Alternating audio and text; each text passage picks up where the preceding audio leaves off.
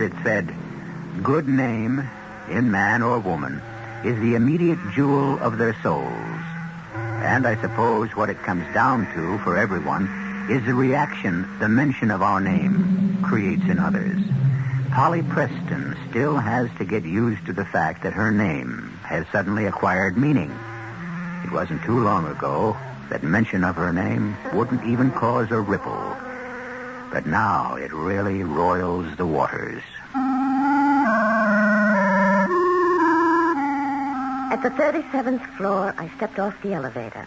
The stunningly beautiful, immaculately groomed blonde secretary, with the mandatory English accent, put honey and heather into her voice as she said to me, "Oh, how do you do, Miss Preston? You look marvelous. The book, I understand, is doing fabulously. You're to go right in. Mr. Cantwell is expecting you." What a difference 6 months in a bestseller can make. Hey, hello, Polly. Am I late? Just fashionably. Now, about the advance on your new book. Herb, you'll have to discuss that with my agent. Little Polly Preston, 6 months ago I had to advance you money for your room rent. And now you're having a headache with your taxes. A most delightful headache. Have you thought about your next book? Any ideas? Well, I should have a first draft in 3 weeks. You'll have another bestseller. Ah, what's it about? Ever hear of a town called Killing Valley? No. I was born and raised there. Oh, a book on life in a small town, huh? Yes, and it's already written. Everything's in my head. But it's been 10 years since I've seen the place. I'll go back there for a few days. I want to get the feel of it again. You know, if I were you, I'd go back there for at least a month. Never. I couldn't stand the place that long. Why don't you like it? I despise it. I detest what it stands for and everyone in it. All those corrupt, vicious people. Oh, I see. It's going to be that kind of a book. You know, I'm afraid it won't be very good. Oh, you don't have to publish it. Polly, you wrote Month of Sundays. It had humor and art and understanding. That's your style. I dashed that off as an exercise to see if I really was ready to write. I am. Look, do something for me. Send out a publicity release. Say that Polly Preston's new book is to be an expose of a small town very much like the one she grew up in. Are you sure you want it to be an expose? Oh, and I want it in tomorrow morning's papers. When I arrive in Killing Valley, I want them all to know why I've come back. I want to watch each of them wonder and worry how I'll portray them.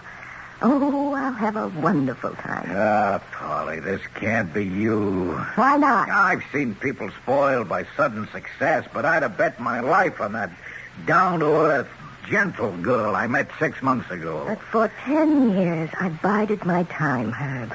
I've directed my entire life toward one goal, revenge.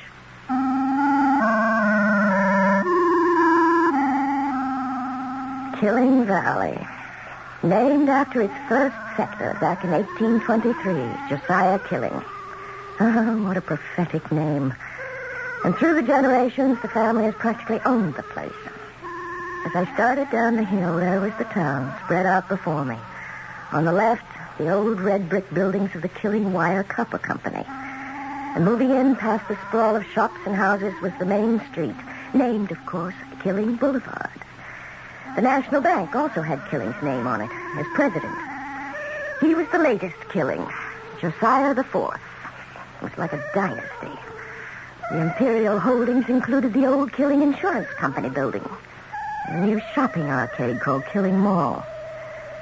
Finally, I parked in front of the only place on the street I had any affection for, Martha's Luncheonette. Cup of coffee, please. Right away. Holy! Hello, Martha. Oh, kid, you're a sight for sore eyes. Let me look at you. Oh, well, now, who'd have known little Polly Preston? And that dress.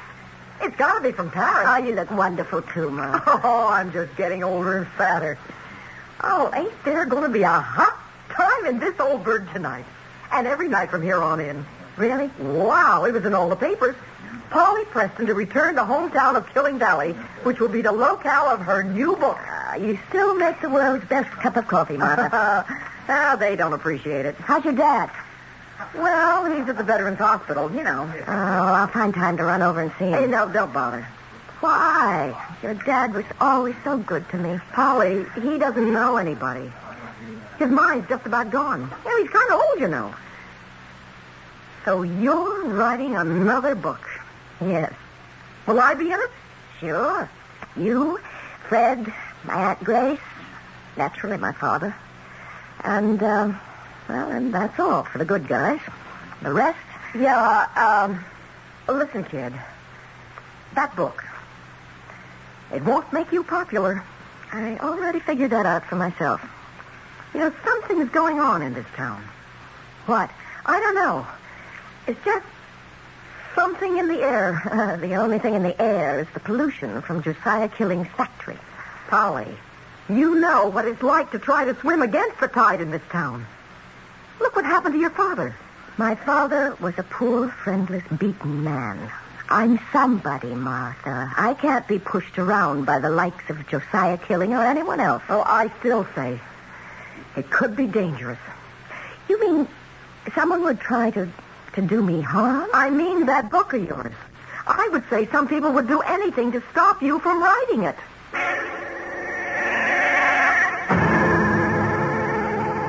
Now, sit down, Mr. Killing. I'm about to fly home, Mr. Mears. Thought I'd say goodbye. I've given you folks all the information you need.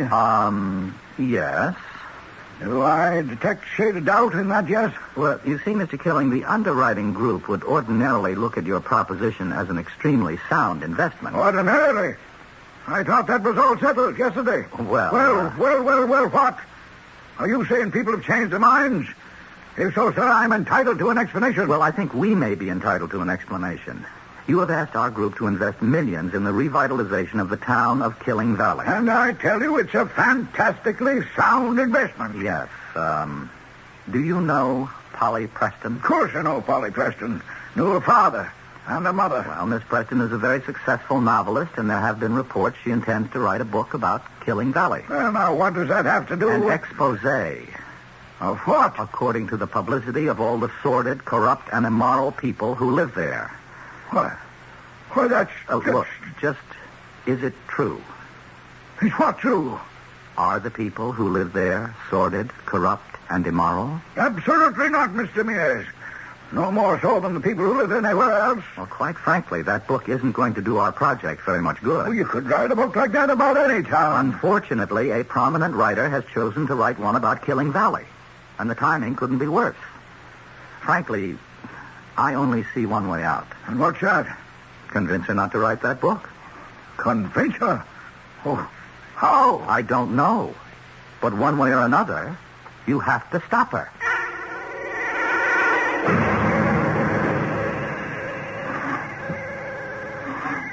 Just a minute.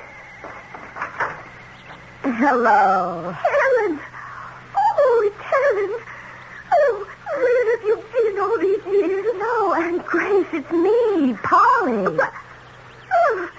Oh, of course, Polly.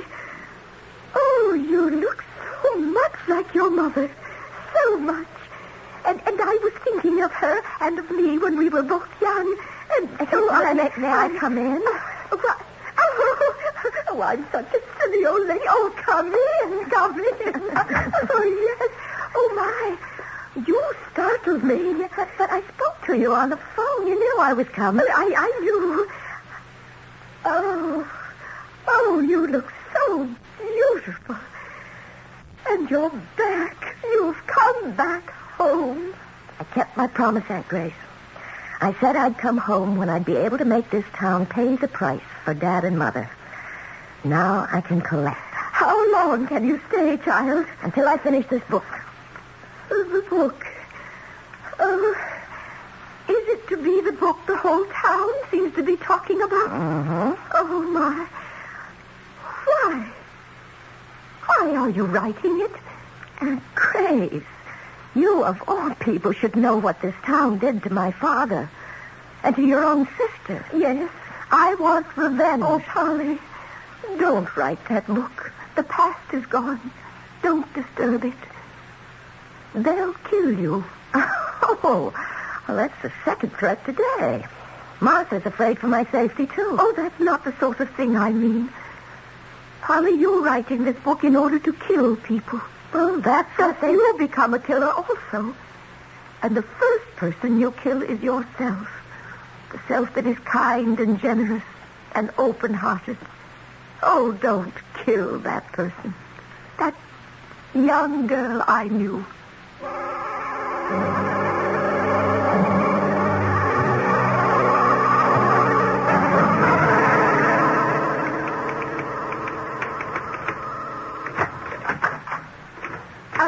Polly, how about supper?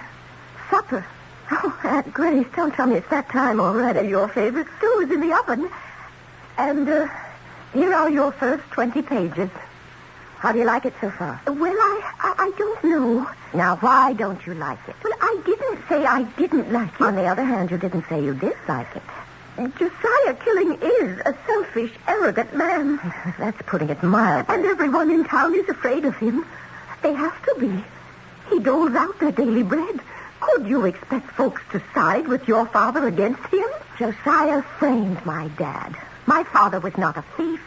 The jury was guided by the evidence. The jury constantly kept one eye on Josiah Killing. I'll answer it, Aunt Grace. Hello? Hello? Get out of town. Who is this? Get out of Killing Valley. Who are you? Polly, what's wrong? You write that book, and you're dead. Hello? Hello?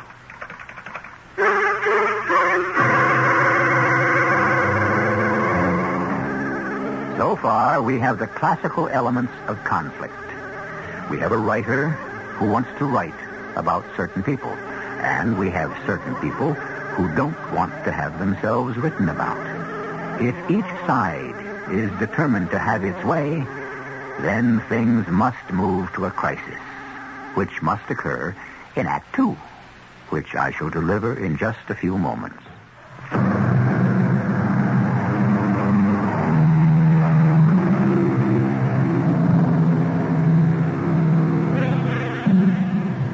Life in a democracy is filled with problems, which is probably why it is so fascinating. A writer should be free to write as he, or in this case, she, pleases. On the other hand, aren't the subjects of a writer's story entitled to their privacy? It's all a matter of highly sensitive and delicate adjustments. Of course, there are always those impatient and impetuous people who prefer to cut through all the niceties and take direct, violent action. Polly, you should call the police. The police? That's what the police are for. You did receive a threatening telephone call. The police of Killing Valley. Every one of those brave boys in blue is a lackey of Josiah Killing. Especially Chief Watson. Oh, Polly, is it worth it? It's worth anything to destroy this town. Uh-huh. Who can that be? Well, speak of the devil. May I come in, Polly? I would say no, but it's not my house. Aunt Grace? Please, come in, Josiah. Won't you sit? I thank you. I just received an interesting telephone call. Some hoodlum, no doubt, in your employ, threatened me. Oh, why do you say in my employ? Well, doesn't everyone in this town work for you? If you receive such a call. If? There are people in this town who are nervous and upset. And with good cause.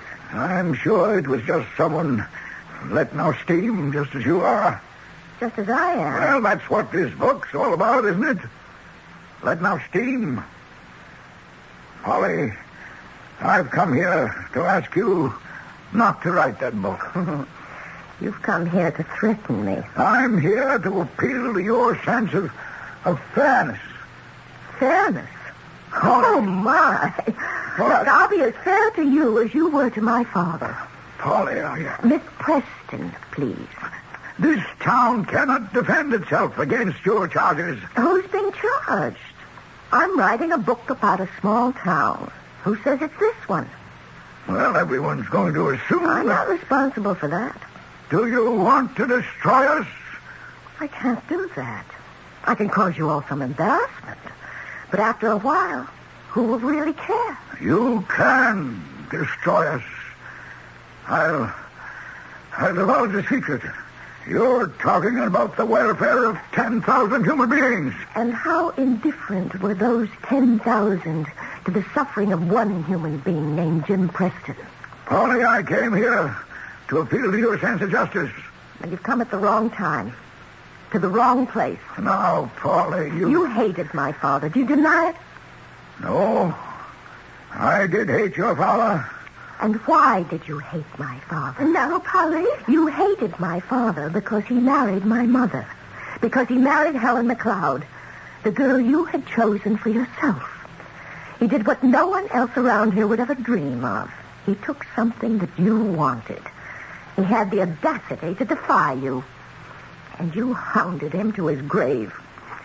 You saw to it that no one would ever hire him. You killed him. And that broke my mother's heart, so you killed her, too. Polly, you must... And now get out.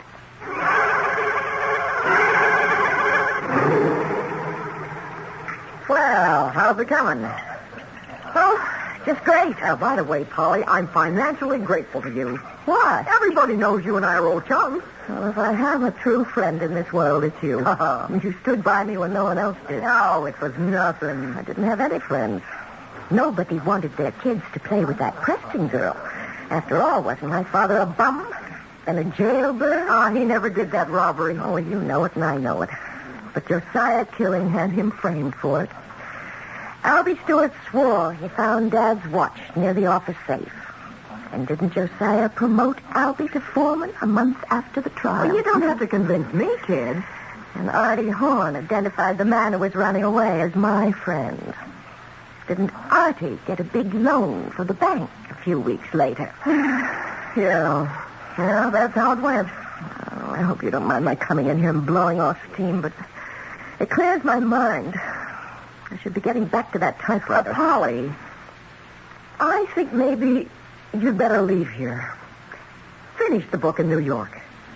Why? Well, I got a feeling... I think things are going to get rough around here. I'm not afraid. If you're going to turn the place inside out, you ought to be.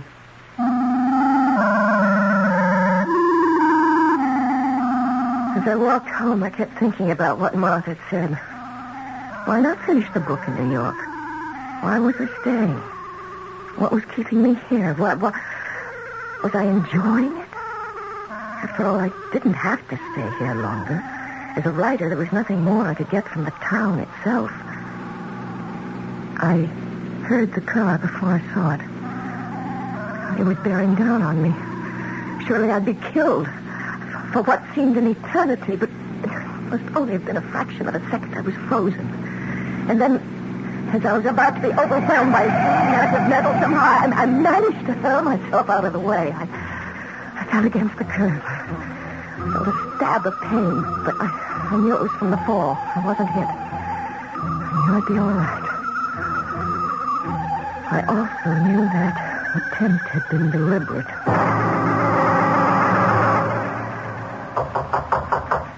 Come in. Your aunt said that you would see me. Mr. Killing. And I spoke to Dr. Wellborn. Did you? He said your injuries are superficial, that you should be up and about in a day or so. Oh, he said that, did he? Oh, yes. Well, now you know why I'm writing this book. You see, I'm Dr. Wellborn's patient. Information concerning me should be confidential between my doctor and me. Oh, but of course, Dr. Wellborn is your doctor. You own him the way you own everyone else in this town. Oh, Polly. I'm sorry about the accident. You're sorry the driver missed me. What happened was certainly not a deliberate attempt on anyone's part. Why should I believe that? Well, there are automobile accidents. We do have reckless drivers. Oh, what will you think of next? Please, Polly. Oh, as a writer, let me give you some ideas. Have me shot. and frame some poor derelict as a burglar. Now, Polly. You'll have no trouble getting witnesses. I've come here to offer you a proposition.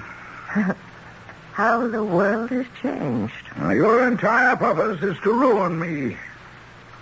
All right, do it. But leave the town alone. How? I'll pay you whatever you ask. Oh, money. A great deal of money.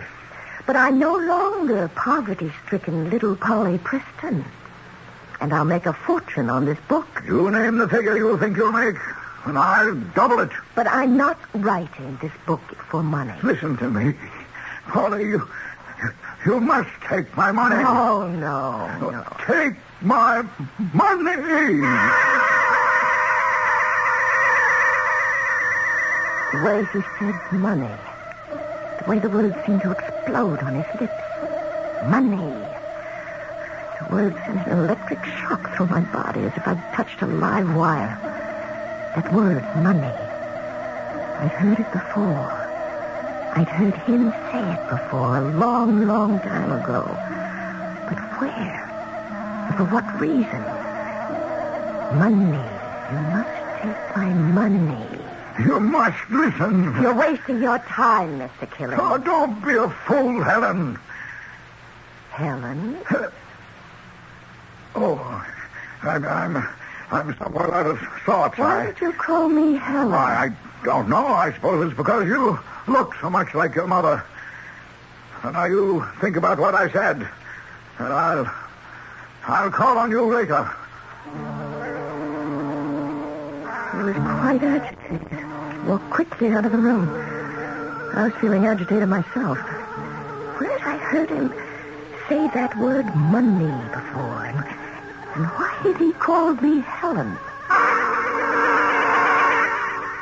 What did Josiah say to you? He offered me money. I knew he would. You knew? Oh, yes. That's why I let him see you. What?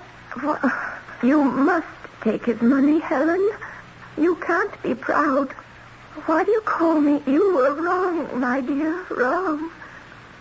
And now, Helen, I'm not. Jim will never work again. Grace, there are times when suddenly you disappear. Disappear? Oh, I can't account for it. I look at you and suddenly you're Helen. And I'm reminded of something. Why were you telling Helen to take money from Josiah Killing? Was I doing that? Yes, you were. Helen was lying in bed, just as I'm lying in bed. Oh, yes. That might make me think of Helen. Well, why were you telling her to take money from Josiah? I don't remember. But I remember.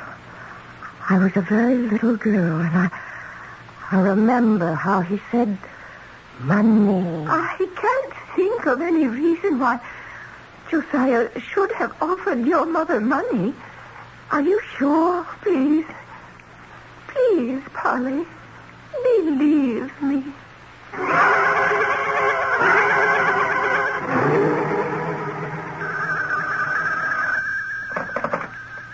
Hello? Mr. Killing, it's John Mears. Oh, yes.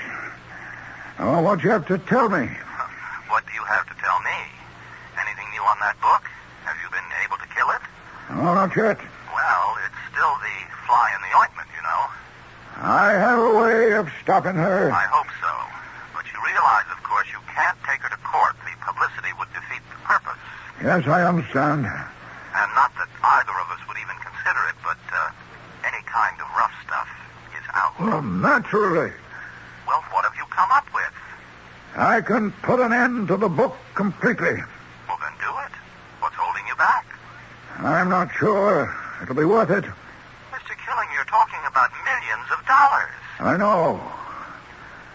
And I'm still not sure it's worth it. To me.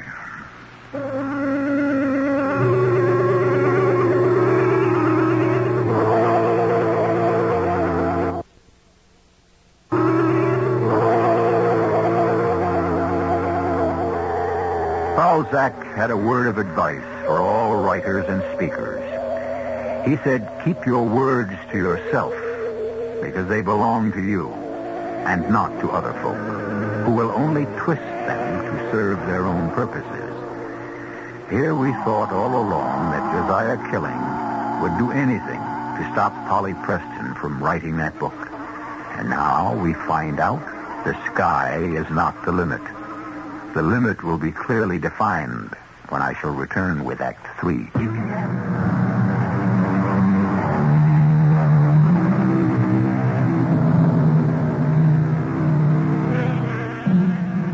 It must be wonderful to be able to pay back the people who hurt you, to hurt them even worse. Maybe it's wrong, but it feels wonderful. That is, it's supposed to feel wonderful. Polly Preston has it in her power to destroy an entire town. So why doesn't she feel wonderful at this moment, which should be her moment of triumph? Well, kid, I told you to go back to New York. Now, be careful crossing streets from now on. You know, people can get awfully ugly when it's going to hit their bread and butter. Martha, why would my mother take money from Josiah Killing? Whoever says she did? She did. When I was a little girl, something somehow lit up in my memory. I remember she was very sick. She was in bed. Oh, yeah. Yeah, she was real sick when you were no more than 5 or 6 years old. And I remember Aunt Grace was there and Josiah Killing. Well, now, what would he be doing in your mother's room? I don't know. Well, did you ask Aunt Grace? She doesn't remember. Oh, how can she not remember? She's old, and maybe she doesn't want to.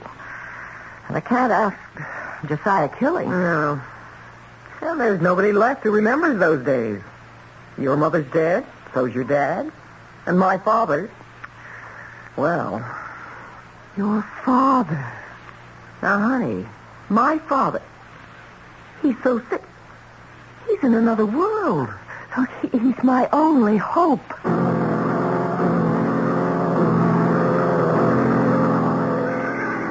Oh, sure. You're Jimmy's little girl. Yeah? I remember you. Your name is Helen. Oh, no, my mother's name is Helen. Oh, sure, Helen. I know Helen. Helen McLeod. How is your mother? Mother's... she's... Oh, you know, Jimmy's supposed to come to see me today. We got a veterans meeting.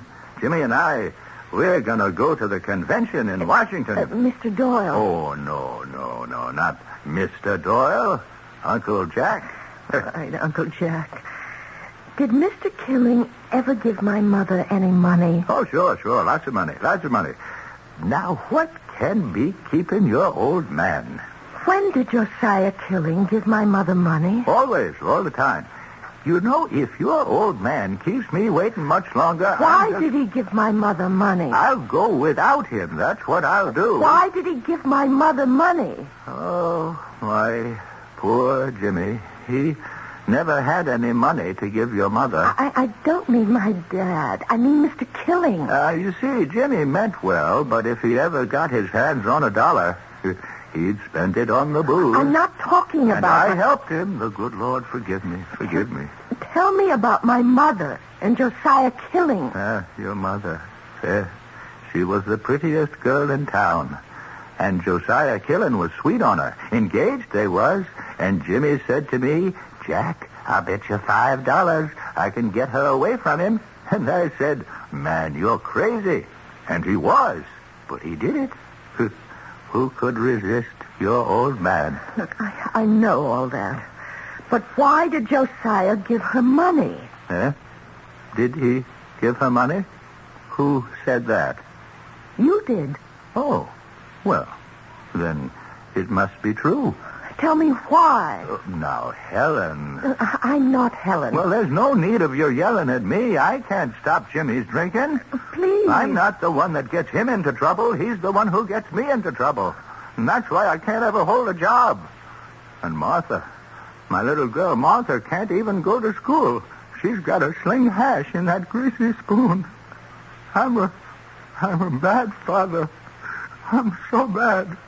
But at least I ain't as bad as Jimmy Preston. What are you saying about Jimmy Preston? He's your best friend. Oh, yes. Yes, my best friend. Yes. Oh, I told you about him. I told you, Helen, before you married him. I'm not Helen. I'm Polly. Oh, yeah, sure. Little Polly. So nice of you to come to see me. Uncle Jack, please, think. Try to remember. Why would Josiah give my mother money? Josiah killing, giving away money? Why, he wouldn't give away the time of day. Now, why is that old man of yours keeping me waiting? Suddenly, something was happening inside of me. I didn't know what it was, but it somehow concerned my mother, my father, and Josiah killing.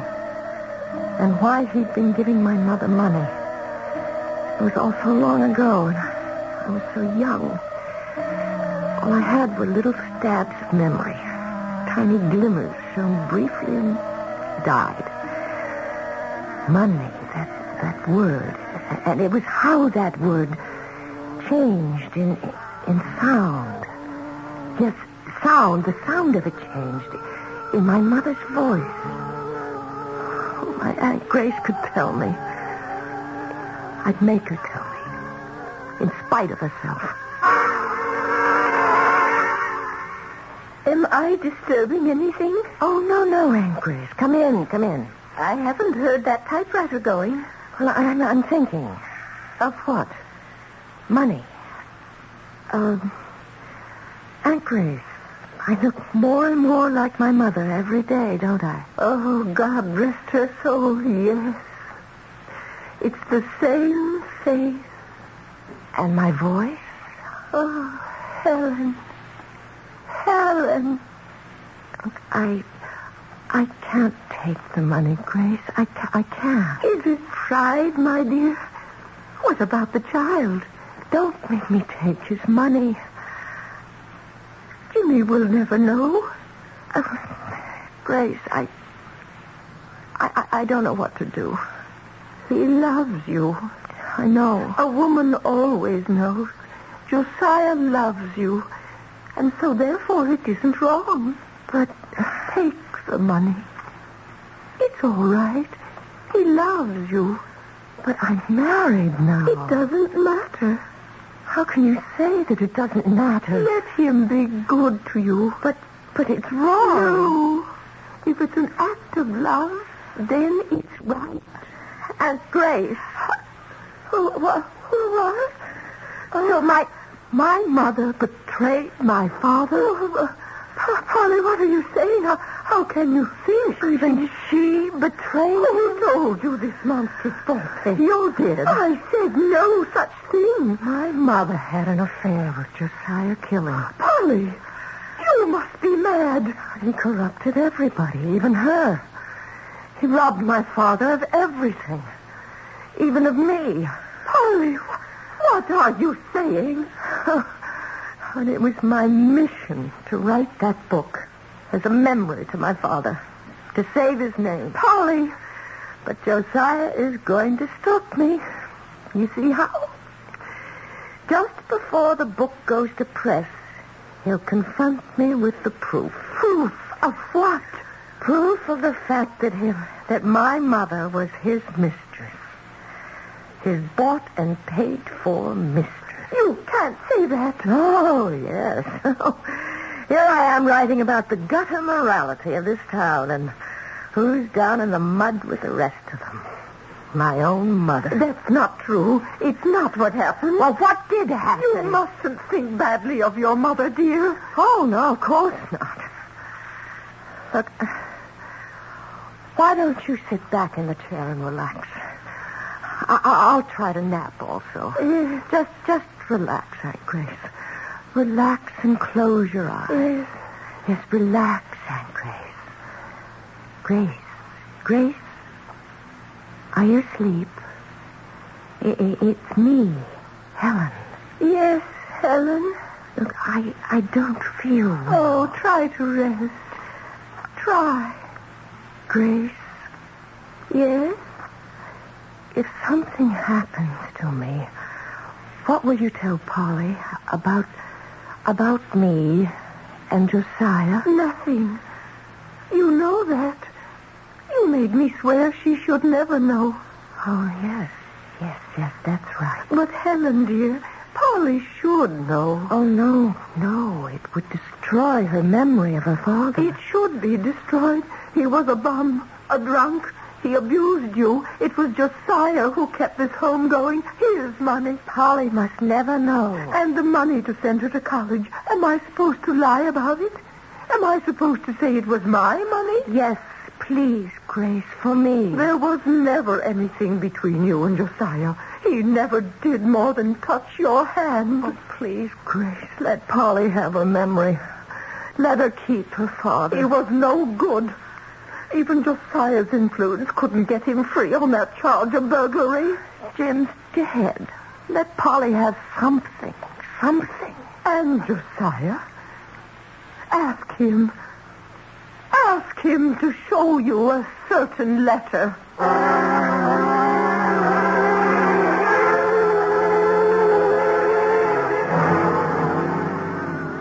What do you mean you'll do nothing to stop publication of that book? You said you had a foolproof way. I figured out the cost.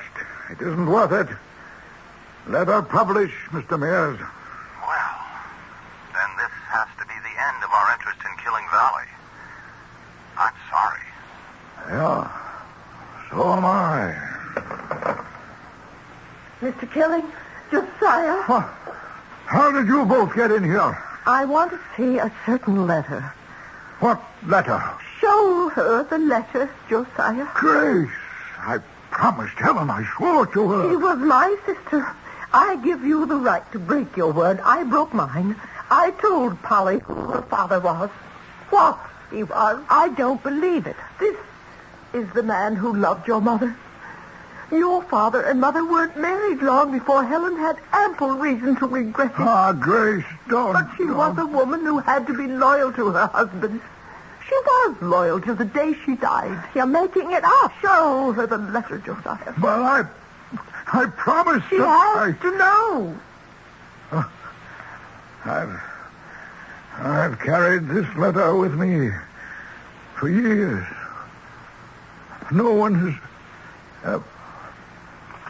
well, here. Read it. I can't. You must. And then you'll be free. Forever.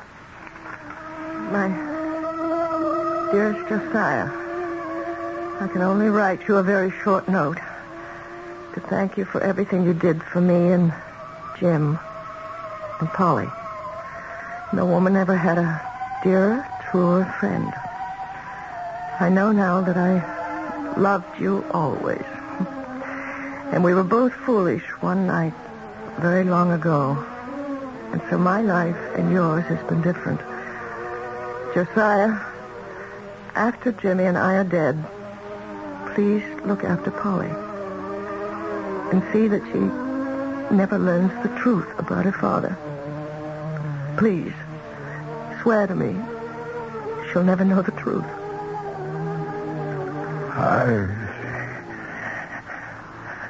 I'm sorry.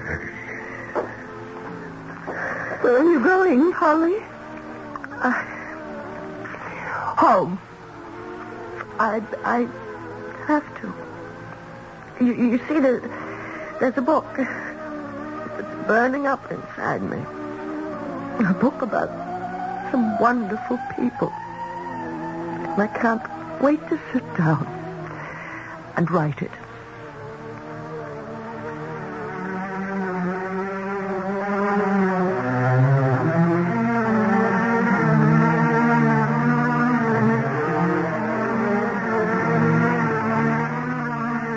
And she did. And it was a very good book, too. It was well received and sold a fair amount of copies. But a bestseller it wasn't. And a blockbuster it never became. The other one? That would have been a different story. Well, I'll have a different story for you when I return shortly.